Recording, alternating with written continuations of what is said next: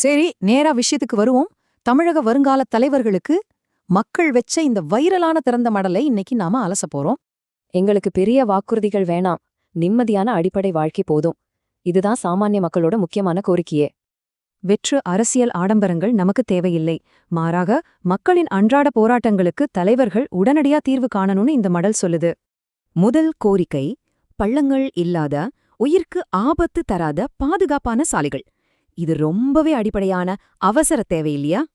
அடுத்தது, மழைக்காலங்கள்ல தண்ணி தேங்காம இருக்க முறையான வடிகால் வசதியும் கழிவுநீர் மேலாண்மையும் கட்டாயம் வேணும். இது பொது சுகாதாரத்துக்கு ரொம்ப முக்கியம்.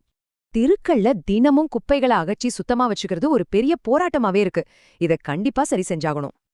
எல்லாருக்கும் தடையற்ற பாதுகாப்பான குடிநீர் கிடைக்கணும். இது அரசியல் சலுகை கிடையாதுங்க, மக்களின் அடிப்படை வாழ்வாதார உரிமை.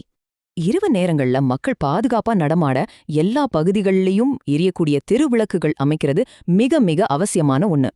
பொது கழிப்பறைகளை கட்டினா மட்டும் பத்தாது, அத தினமும் சுகாதாரமா பராமரிக்கணும்னு இந்த மடல் கடுமையா வலியுறுத்துது. நகரங்கள்ல தினமும் ஏற்படுற போக்குவரத்து நெரிசலை குறைக்கவும் முறையான பார்க்கிங் வசதிகள் அமைக்கவும் உடனடியான தீர்வுகள் ரொம்பவே தேவை. உழைக்கும் மக்கள் தினமும் நிம்மதியா பயணம் செய்ய பாதுகாப்பான மற்றும் தடையற்ற பொது போக்குவரத்து அமைப்பு ஒரு மாநிலத்துக்கு ரொம்ப முக்கியம். நம்ம ஏரிகள், ஆறுகளை பாதுகாக்கணும். அது மட்டும் இல்லாம நிறைய மரங்களை வளர்த்து பசுமையை அதிகமாக்குறது நம்ம சுற்றுச்சூழலுக்கு ரொம்பவே அவசியம். இந்த அடிப்படை கட்டமைப்பு தேவைகளோட மக்களின் மனநலனுக்காக நன்கு பராமரிக்கப்படும் பூங்காக்களும் பொது இடங்களும் கண்டிப்பா வேணும்.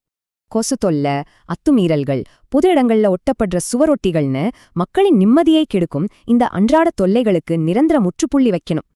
பணவீக்கம், வேலையின்மை, ஊழல்னு மக்களை தினமும் வாட்டும் இந்த உண்மையான நிர்வாக மற்றும் பொருளாதார பிரச்சினைகளை தீர்க்க வேண்டியது காலத்தின் கட்டாயம்.